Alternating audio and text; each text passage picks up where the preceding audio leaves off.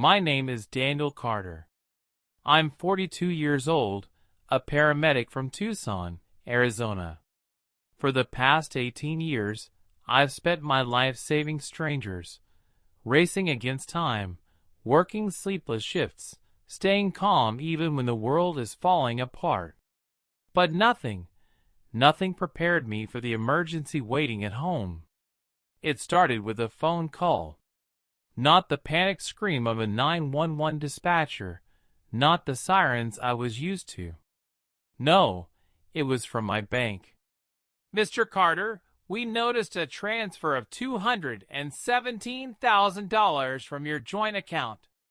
Just confirming it was authorized. My mind went blank. That was all of our savings. Everything we had built. Gone. In seconds. I didn't understand. I called my wife. Straight to voicemail. I texted. No reply. It was the longest hour of my life. I drove home like I was responding to a trauma call. Heart pounding, fingers shaking. And when I opened the door, everything looked normal. Her shoes were by the door. Coffee mug still on the table. But she was gone. And on the counter, there it was. A neatly folded piece of paper. I thought maybe it was a note. Maybe someone had kidnapped her, or she was in trouble. But it wasn't that. It was a printed invoice. A business registration document with her name on it. And someone else's name too.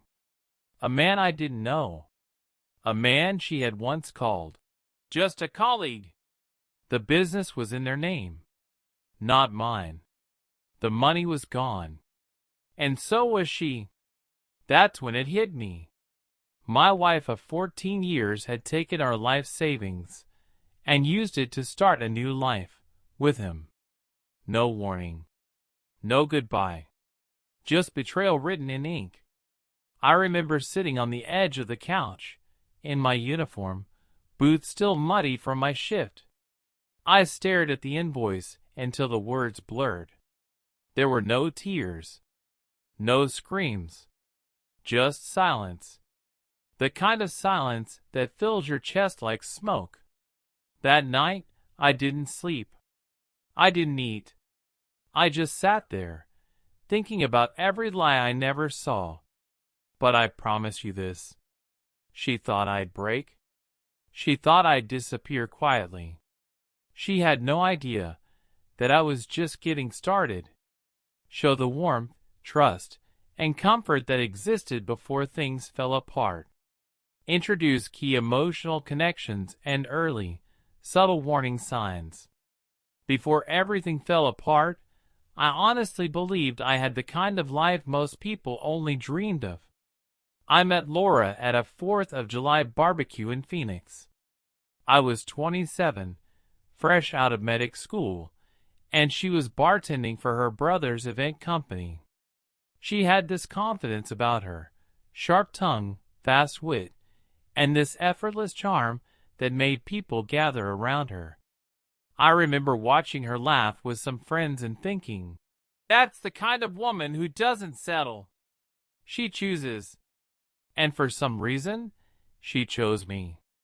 We moved fast. Within a year, we were married. Small ceremony. Backyard vows. Just family and a few friends. Nothing fancy, just real. That's how we were. Simple, grounded. We worked hard, saved harder. I pulled 24-hour shifts. Laura took on freelance marketing gigs.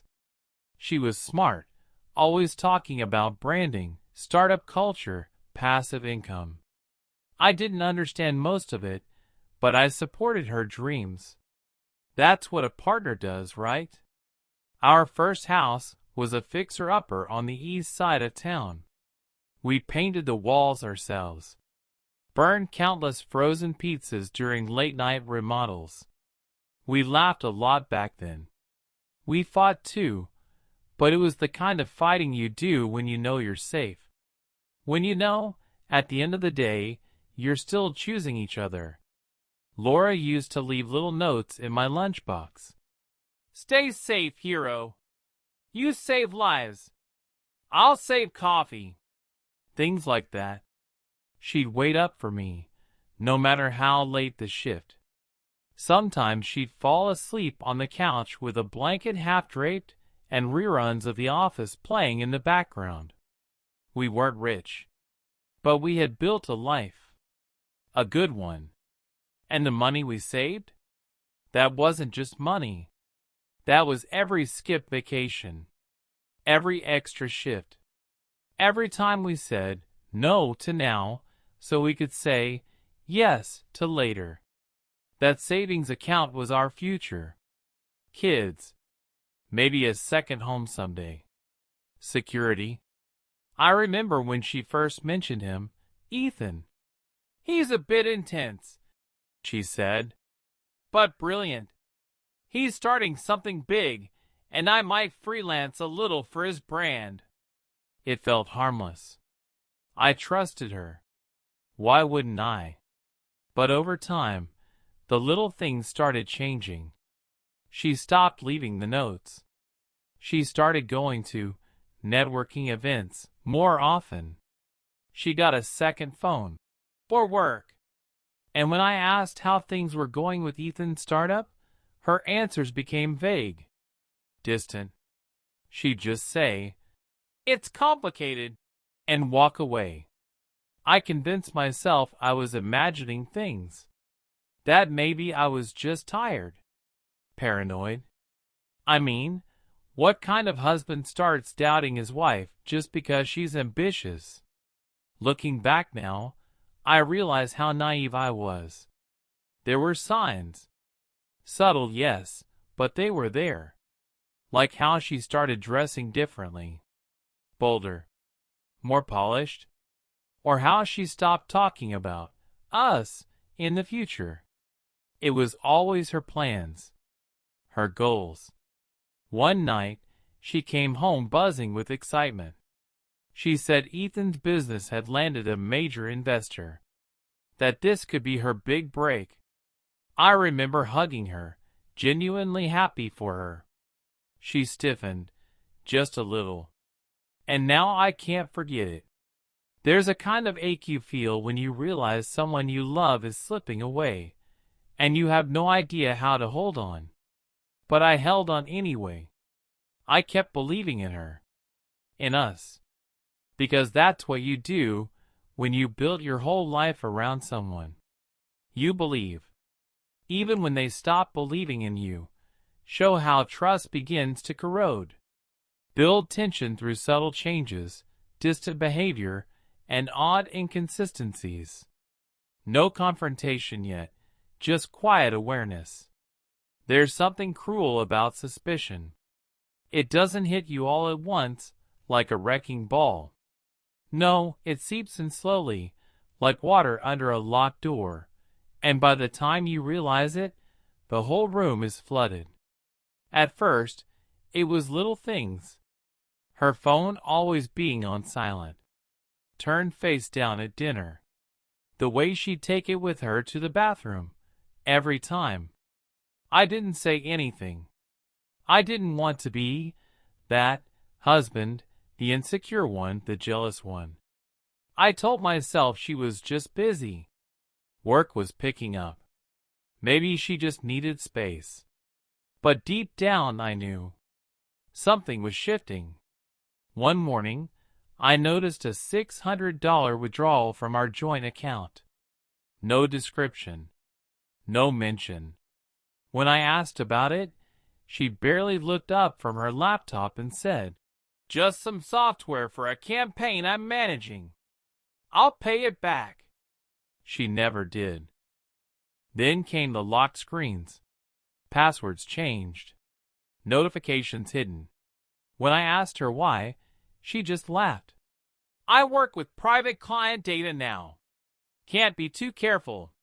I nodded. Pretended to agree. But something inside me twisted. You can't fake that kind of unease. It lives in your gut. It wakes you up in the middle of the night. And that's exactly what started happening. I'd wake up at 2 or 3 a.m., roll over, and find her side of the bed cold. Sometimes I'd hear her voice in the hallway, hushed and fast, pacing in the dark. When I'd call out, she'd say she was talking to overseas clients, that it was just a time zone thing. One night, I got up quietly and walked toward the living room. I saw the glow of her phone light just as I turned the corner. She was smiling. The kind of smile you give someone when you think no one else is watching. And then, she saw me. Her face dropped. She scrambled to hit the lock screen, then forced a smile. "Didn't mean to wake you, babe," she said, walking past me with a kiss on the cheek that felt like plastic. "Go back to sleep, okay?" I nodded. But I didn't go back to sleep. Not that night. Not for a long time after that. I started paying attention. Every business trip that came out of nowhere. Every late night, she said she was at the office, even when her car wasn't in the lot. Every conversation she dodged. Every look she wouldn't return. I started checking the bank statements more often. Noticed patterns. Transfers. Charges from places we never shopped. Boutiques in Scottsdale. Wine bars. Hotel invoices. The kind of things we didn't spend money on because we were saving.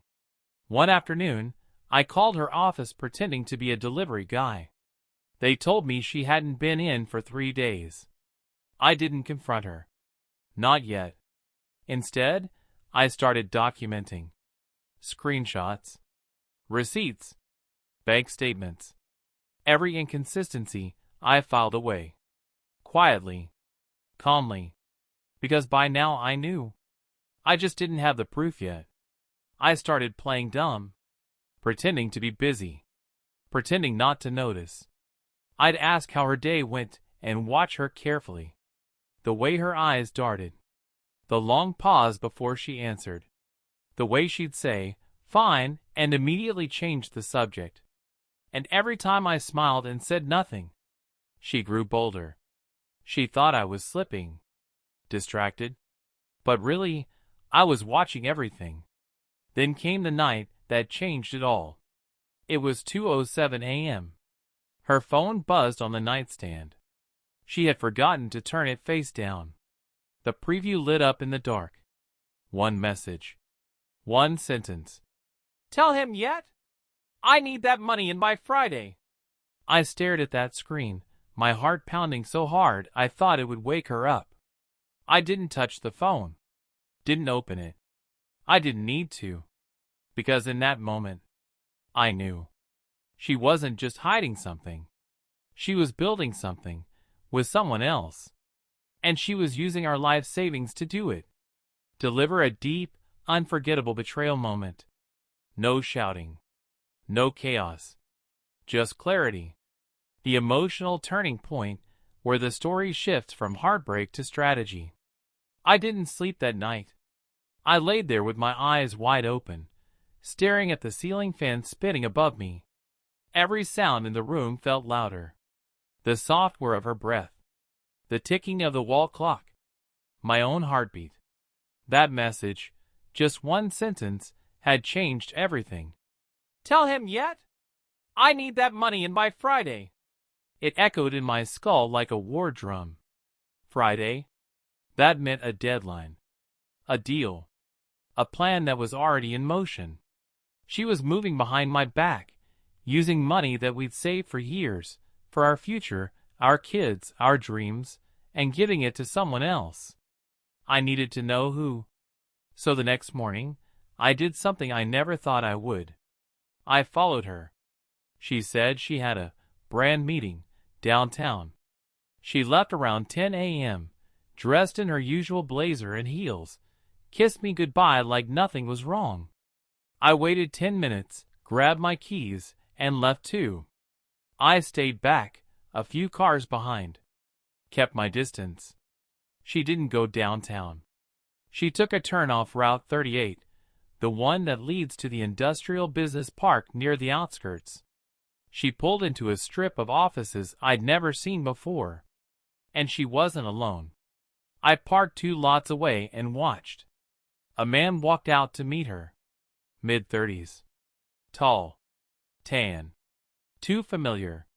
She smiled at him like she hadn't smiled at me in months. He put his hand on her lower back. She didn't flinch. She leaned in. Kissed his cheek. Then they went inside together. I didn't follow them in. I didn't scream. I didn't cry. I just sat there, my hands clenched on the steering wheel, breathing slowly. That was the moment I knew. Not suspected. Not guessed. I knew. And oddly, I felt calm. Not numb, not yet. But focused. Cold. A different part of my brain took over. The soldier in me. The planner. The side of me that had handled chaos in war zones and walked through fire without blinking. I didn't go home right away. I drove around for a while thinking. Every memory we shared started to feel like fiction. Every dinner, every holiday, every night spent dreaming out loud felt like I'd been talking to a stranger. And yet, the pain wasn't the worst part. It was the insult. That she thought I wouldn't notice. That she thought I was too soft, too trusting, too slow to fight back. That she thought I'd just let it happen. I didn't cry that day. I started planning. Because if she wanted war, she was about to get one.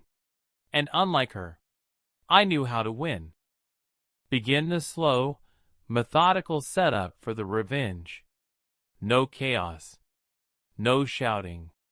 Every step should feel surgical, cold, and inevitable. I spent the next 48 hours doing what I did best, gathering intel. The first thing I did was create a burner email. Then, I went through our shared accounts and downloaded every financial statement we had. I tracked transfers, deposits, withdrawals, anything that looked out of place. And sure enough, there it was.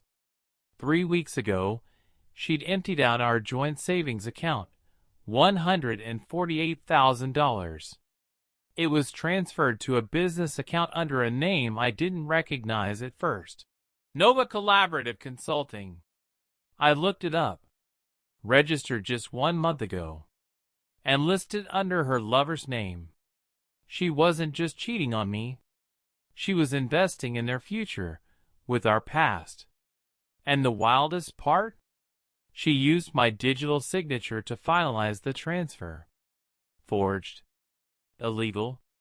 That was my first win. Solid proof. I emailed it all to myself and saved the evidence to 2 encrypted drives, one in my office drawer, and one hidden in my truck. Next, I called a friend. Not just any friend, an old army buddy named Russell, now a corporate attorney in Dallas. I didn't tell him the whole story, just the parts that mattered. He said one line I'll never forget.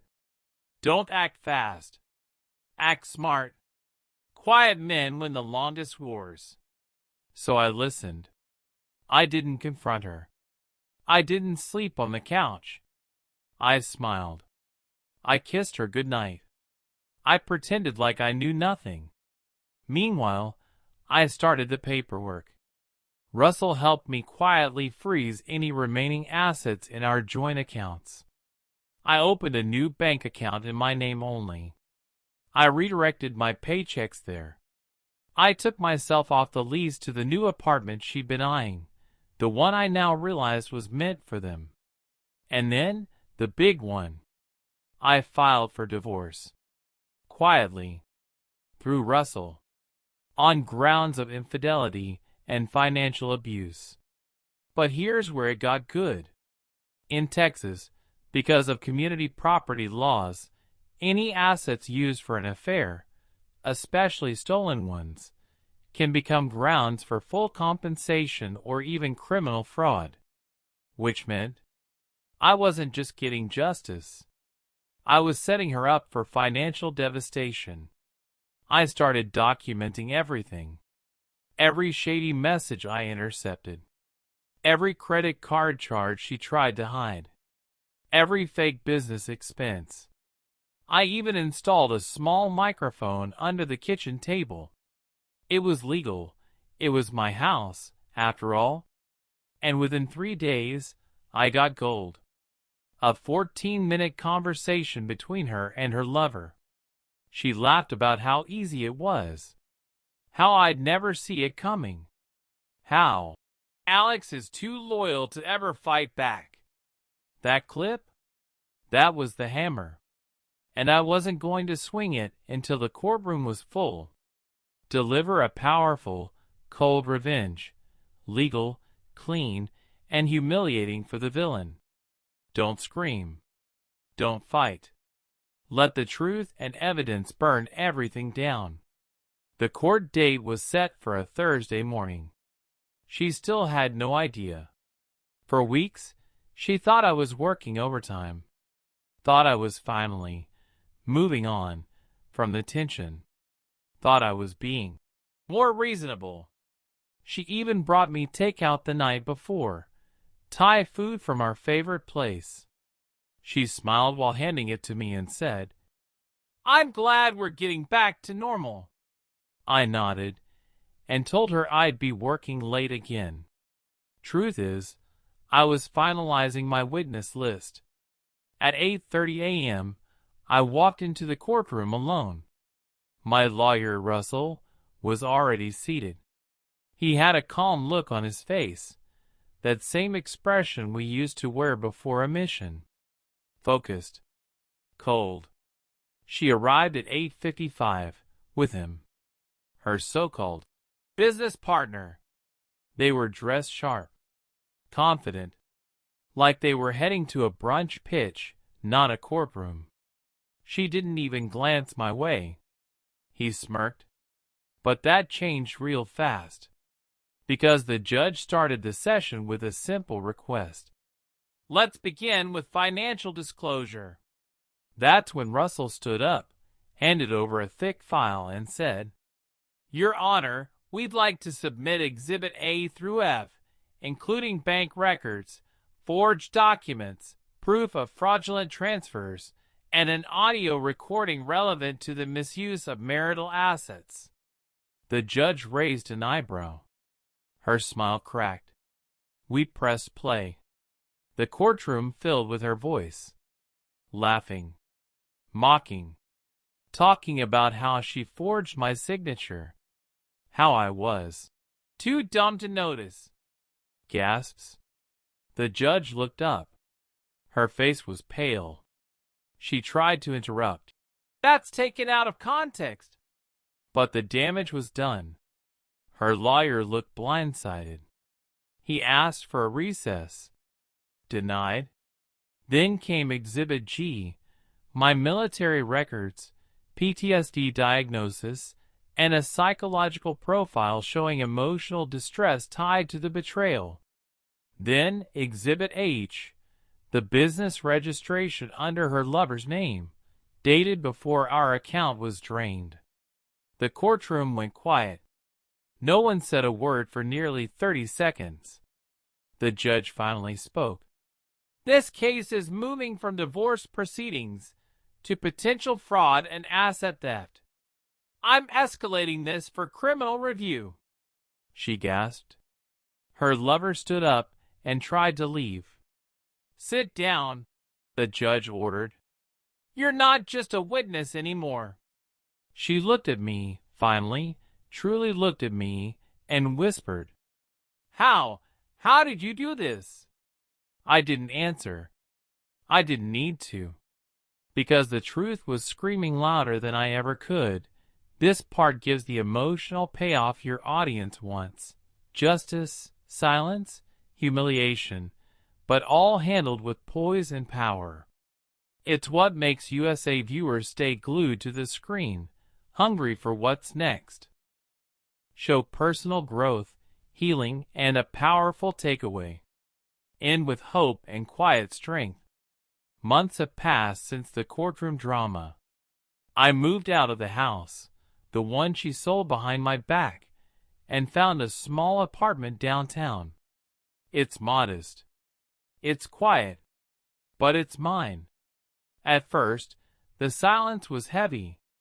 Every night, I'd stare at the ceiling, replaying everything that happened. How someone I loved so deeply could betray me so completely. But slowly, that silence started to feel like freedom. No more lies. No more secrets. Just peace. I started therapy, finally confronting the pain I buried for years. I found strength in routines, morning runs, reading, and rebuilding friendships I'd let fade. The scars remain, but they don't define me. I've realized something important. She took everything from me, our savings, our home, my trust, but she never took my soul. That part is mine to protect. And from that, I rebuilt my life, not for her, not for revenge, but for me. Now, I wake up every day knowing I'm stronger than my past. I'm no longer a victim. I'm a survivor. And this story isn't about hate or bitterness. It's about hope. About how even in the darkest moments, we have a choice. To fall or to rise. I chose to rise. And if you're listening to this now, maybe you can too. Thank you for hearing my story. If it resonated with you, please consider subscribing. I'll be sharing more stories of struggle, survival, and strength. Because none of us are alone in this.